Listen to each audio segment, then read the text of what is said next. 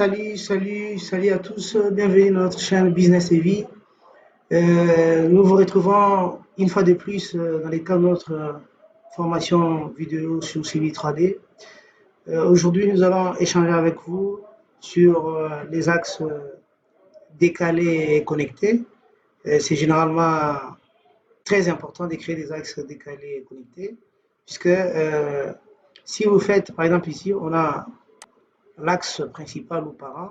Si vous voulez, on peut encore créer des axes de part et d'autre, espacés par exemple de 3 mètres demi, pour par exemple limiter l'assiette de la chaussée. C'est-à-dire 3 mètres, on crée des axes ici. Mais ces axes ici seront indépendants. Ça signifie que si on bouge l'axe parent, rien ne se passera au niveau de l'axe décalé ici, donc parallèle. Mais en principe, avec les axes décalés, si vous bougez l'axe parent, tous les axes se déplacent en respectant les écarts ou la largeur que vous vous êtes imposé. Et puis les axes décalés, ça permet aussi de faire des analyses très minutieuses des mouvements des terres. C'est-à-dire, ça vous dit, voilà, ici, dans le cadre de cette vidéo, nous allons voir comment créer des axes décalés au lieu de créer des axes ou des axes parallèles comme ça. Comment on crée des axes décalés et connectés? Voilà.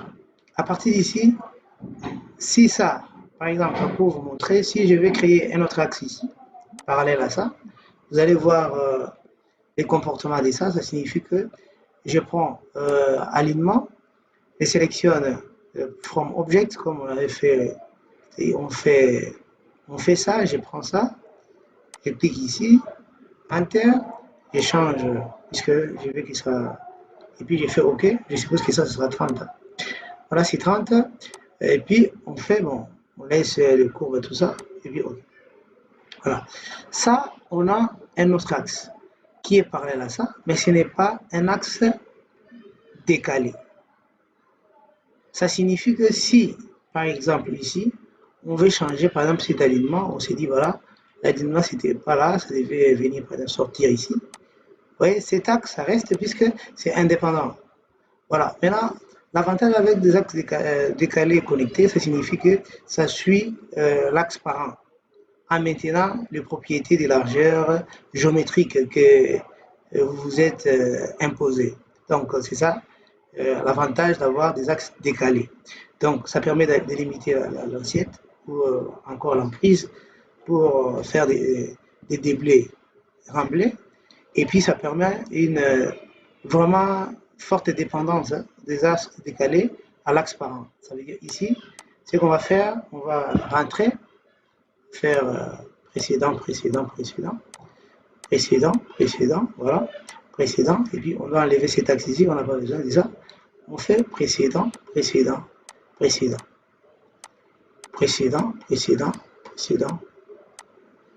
voilà, précédent, voilà, ça part. Maintenant ici, on n'a pas besoin, pour faire des axes décalés, on n'a pas besoin de ces objets ici. Axes décalés, on les crée à partir de l'axe parent, c'est-à-dire on vient ici, alignment, on vient create offset alignment, c'est-à-dire create offset alignment axe décalé. Donc ça vous montre même ici sur l'image hein, comment ça se présente. Donc on clique ici, on vient donc select an alignment. Ça veut dire ici on peut sélectionner cet alignement pour dire qu'on veut appliquer nos axes décalés ici. Soit on peut cliquer sur entrée à partir enter des claviers et puis on choisit l'axe 10, c'est ça, notre axe ici. On fait OK. Voilà, à partir d'ici, vous avez l'alignement to offset from, c'est-à-dire ça c'est l'axe de base sur lequel vous voulez créer des axes décalés. Et puis offset name template, ça veut dire ça c'est le format des noms, ça veut dire que comment Civil 3D va nommer ça, il va nommer d'abord l'axe parent, c'est comme c'est l'axe 10, ça sera l'axe 10, side, donc ça va vous donner les côtés, c'est-à-dire ici c'est à gauche ou à droite de l'axe 10, ça sera ici, et puis offset distance, c'est ici quand vous allez mentionner la distance, donc l'offset entre par rapport à l'axe décalé, si vous mentionnez 3 mètres, 4 mètres, donc ça sera par exemple ici, axe 10, gauche ou droite, donc en anglais right, et puis on vous donne l'offset. Ici, vous avez saisi 3 mètres, ce sera 3 mètres. Ça, c'est le format des noms. Ensuite, voilà, vous voulez que cela s'applique from start to end, c'est-à-dire vous voulez que ça s'applique sur l'ensemble des axes. Si ce n'est pas le cas, vous pouvez décocher, vous choisissez, vous définissez vous-même les limites. Voilà. Et puis, vous venez, voilà, vous voulez que ça soit un axe seulement, donc de part et d'autre. Et puis ici, vous avez incremental offset on the left, c'est-à-dire ici, c'est la largeur que vous voulez donner. C'est-à-dire ici, par exemple, moi, je peux donner, dire, voilà, 3.5 pour faire la chaussée. Ici, on dit, voilà, 3.5. Donc, ce sera 3.5 à gauche, 3.5 à droite. Et puis, les 3.5, ce sera ici au niveau des noms des l'axe. Puisque ça, c'est le format des noms. Et le site, c'est la même chose. Hein. Comme il sait que ça, c'est sur aucun site, il a déjà récupéré ça automatiquement. Vous pouvez choisir maintenant les styles de l'axe. Bon, on peut encore choisir conception, c'est pas grave. Mais ça signifie que vous aurez le même style entre l'axe principal et puis les décalés. On garde ça axe décalé. L'alignement, ça c'est les calques. Vous pouvez choisir. Si vous changez, vous pouvez changer si vous voulez bien. Et puis à la fin, ici vous avez les labels. Est-ce que vous voulez encore labeller les axes décalés comme vous avez labellé les axes, l'axe parent? Si c'est le cas, vous choisissez conception. Mais dans ces cas-là, vous aurez beaucoup de labels et puis ça ne serait pas très joli. D'habitude, donc, on ne met pas des étiquettes sur les axes décalés pour ne pas encombrer la présentation. Et puis on fait OK. Quand on fait OK, voilà, Civil 3D génère automatiquement les axes décalés de l'axe parent et puis c'est décalé de 3.5 mètres. Voilà, si vous sélectionnez, vous pouvez voir les noms. Donc, bon, je récupère ça pour que vous puissiez voir. Voilà, style des noms. Voilà. Ça vous donne l'axe parent, axe 10, left. Donc, c'est à gauche. Et puis 3.5, la largeur de décalage. Voilà, ça, c'est le style des noms qu'on a choisi. Vous pouvez même aussi les changer. Voilà, on vous donne des détails sur les décalages. Voilà. Voilà, on remet. Et puis, si vous choisissez ça, ça sera right. Hein, si vous voulez voir, par exemple, ici, ça sera right. Voilà. Ça, c'est les axes décalés. Et puis, ça permet, si vous bougez l'axe parent, par exemple ici, je peux venir et sélectionner l'axe parent. Je bouge l'axe de référence, vous voyez, tout ça, ça bouge. Ça part avec ça. Et puis, ça respecte tous les paramètres géométriques. Si on avait introduit, inséré aussi des courbes de niveau, des courbes de raccordement plutôt entre les différents éléments linéaires. Donc, vous allez voir que partout, ça respecte la géométrie. Donc, on le remet. C'était ici, voilà. Voilà, ça c'est l'avantage de l'axe décalé. Voilà, on va faire aussi l'axe décalé à partir sur l'axe 10. On vient ici alignment, axe décalé, create offset alignment, et puis on clique sur l'axe en question. Voilà, ça vous renvoie les mêmes menus. Donc, l'axe de référence est l'axe 20. Et puis, on garde le même format de nom. On garde d'appliquer les décalages sur tout le long de l'axe. Le nombre, c'est 1. Et puis, ici, on peut dire, voilà, c'est 3.5, 3.5. Voilà. Et puis, on définit, ici, on peut même définir les tirs largeurs si on veut bien. Mais bon, dans un premier temps, comme on n'a pas vraiment besoin de ça, on laisse. Mais sinon, vous pouvez définir les tirs largeurs, même les tronçonner, donc donner les tronçons pour ça. Et puis ici, c'est-à-dire si on avait fait déjà les profils alors de l'axe décalé, non, de l'axe parent, vous pouvez entrer des informations par rapport à l'axe décalé. S'il y a des modifications à faire, on les fait ici par des points transversales et tout ça, par rapport à l'axe parent. Mais comme on n'a pas encore fait les profils, voilà, parlons d'abord des axes et puis les profils, on verra par la suite. Voilà, général. On est au niveau des générales, on continue ce qu'on faisait, voilà. Et puis on fait Enter. Voilà, ça nous crée des axes décalés. Voilà, vous voyez même l'avantage de choisir d'autres styles. Vous voyez, le style ici, c'est différent du style d'axe de référence. Ça vous montre, ici, on avait choisi le même style, ça veut dire que partout, ça sera bleu.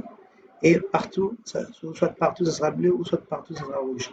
Si on avait choisi, par exemple, ici aussi, l'axe de conception, au niveau des styles, par exemple, ici, si on sélectionne, style, ici, si vous choisissez axe de conception, par exemple, Regardez, vous voyez, maintenant c'est tout rouge et avec des flèches comme axe de conception. Mais c'est un axe décalé. Même si on sélectionnait l'axe par un, on déplace, ça va se déplacer. Mais c'est maintenant le style qui est appliqué, c'est le style de conception. Je crois que vous me comprenez quand on parle du style sur Civil 3D. Voilà. Voilà.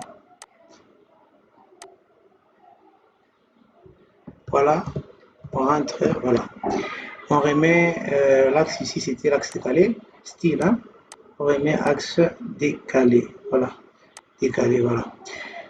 Là, on a bleu, donc ça permet aussi de faire la distinction entre les deux. Voilà, nous avons vu comment on fait l'axe décalé. Vous voyez là où il y avait des courbes, même l'axe décalé, il y a eu déjà automatiquement des courbes qui sont générées et qui respectent l'alignement que vous êtes imposé par rapport à ces courbes de raccordement. Voilà comment faire des axes connectés. Voilà. L'axe connecté, c'est au niveau d'intersection, par exemple ici. Vous voulez créer intersection entre ces deux axes ici. Voilà, pour que ça se présente encore beaucoup plus propre. Comment créer des axes de connexion. Voilà, ici, je viens sur Alignment toujours. On vient Create Connected Alignment, c'est axe connecté. On clique dessus. Et puis, ça vous dit de choisir, vous lire, hein, choisir, bon, on choisit les axes qu'on veut mettre, donc on choisit par exemple ça, c'est-à-dire Select the Face Alignment, c'est-à-dire on choisit ça, Select the Second Alignment, on choisit ça, Pick Allocation for the Connected Alignment, c'est-à-dire choisissez les côtés hein, sur lesquels vous voulez faire ces raccordements, on dit ici, quand on dit ici, ça vous dit voilà, voilà, vous devez maintenant entrer les rayons. Entrer les rayons, par exemple, on peut dire descend. On prend, excusez-moi, on prend profil, alignment, axe connecté. On prend ça, ça, et puis on choisit la localisation ici, et puis on fait Enter. Centre. Voilà, vous avez créé l'axe connecté. L'axe connecté alignment, c'est-à-dire c'est aussi le format des noms de l'axe connecté. Ça signifie que ce sera connected alignment et puis compter 1. Mais si on veut que changer ça, on peut donner notre nom que nous estimons que par exemple rond-point. Par exemple rond-point, rond-point. Si vous voulez faire par exemple ici rond-point, si on, intersection 1, intersection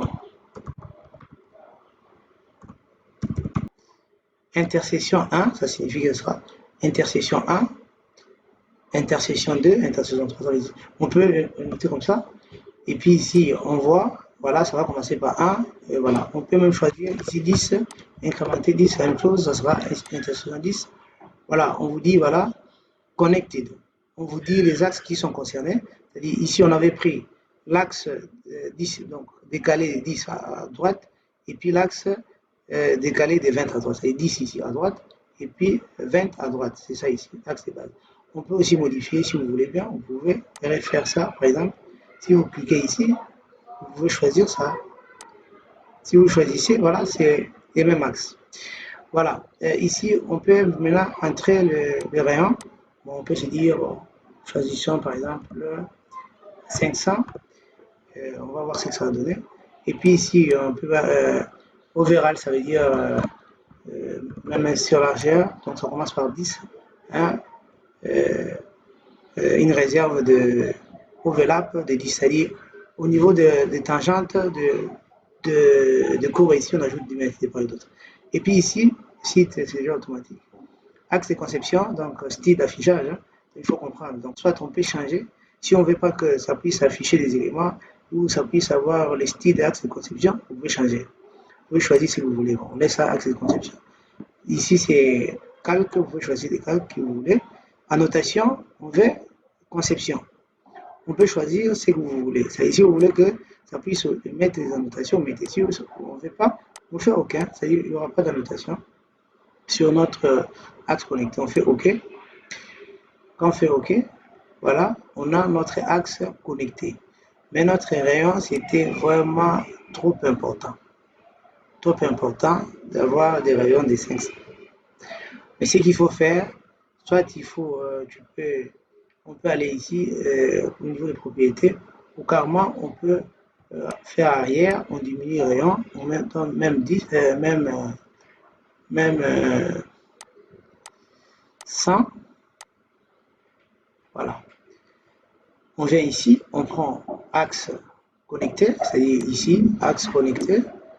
Voilà, tout ça, bon, on prend les deux axes ici, on montre que ça doit se faire ici, Enter, et puis vous choisissez les noms que vous voulez. Bon, ici on va seulement réinitialiser à 10, hein, pour dire que ça va commencer par 10.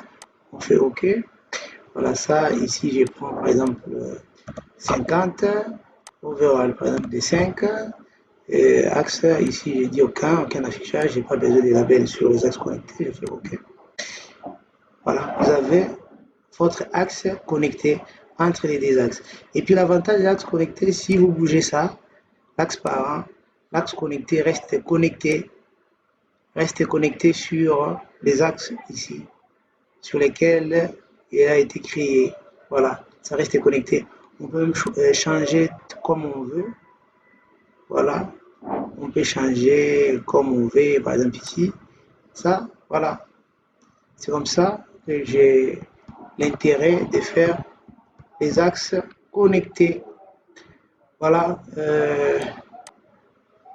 voilà, on rentre derrière, voilà. On rentre par derrière, précédent, voilà. Vous pouvez créer encore connecté de ce côté ici, par exemple, bon, ici on estime que 50 aussi c'est peut-être beaucoup. On estime qu'on peut faire 25, vous venez ici, vous faites connecter, et puis vous cliquez sur les axes de base, et puis vous montrez allocation entière, vous laissez ça comme ça, et puis ici on met par exemple 25, si on suppose que 50 c'est beaucoup. Ici on fait 2.5, et puis à partir d'ici conception, on laisse conception, on laisse annotation pour voir les annotations, mais en principe, moi je n'aime pas, on fait OK. Voilà, vous avez maintenant l'axe connecté avec les annotations, c'est-à-dire ici 0, 25, et puis voilà. Avec votre la partie où on a ajouté des 2.5. Si vous voulez ajouter, c'est-à-dire la partie plus ou moins parallèle hein, à l'axe de base, voilà, ça c'est connecté. Là, on voit des axes connectés. On peut les faire pareil ici, par exemple, si on veut créer des connexions ici, on fait la même chose. On peut faire create, voilà, connected alignment. On sélectionne le premier axe de base, deuxième, et puis on montre les côtés sur lesquels on veut faire. Enter. Voilà, ici on fait 25 si on veut bien. Et puis ici on garde 2.5. Voilà, annotation on laisse, on fait OK. Voilà, ça vous crée cet axe connecté. Voilà, ça c'est 25. Si on estime que c'est petit, on peut ajouter. On peut encore faire de ce côté ici. Create, on prend des axes de base. On montre les côtés sur lesquels on veut insérer ça. On fait Enter. Et puis on donne notre rayon ici. Bon, cette fois-ci on donne 50. Et puis ici 5 mètres. On fait annotation. On laisse annotation et puis OK. Voilà. On a inséré des axes connectés. Ça par exemple c'est beaucoup trop. On peut encore supprimer ça. On peut diminuer les rayons, par exemple disant voilà, c'était quand même exagéré. On prend par exemple 25 euros. On prend ici 25 et puis 2.5. On fait Enter. Voilà, vous avez votre axe connecté. Voilà. Vous avez des axes connectés. Voilà, merci d'avoir suivi cette vidéo. Maintenant, nous allons voir avant les profils allant, les tabulations. Comment on fait les tabulations sur Civil 3D. Merci d'avoir suivi cette vidéo. J'espère que cela vous sera utile dans vos projets de conception. On se retrouve à très bientôt.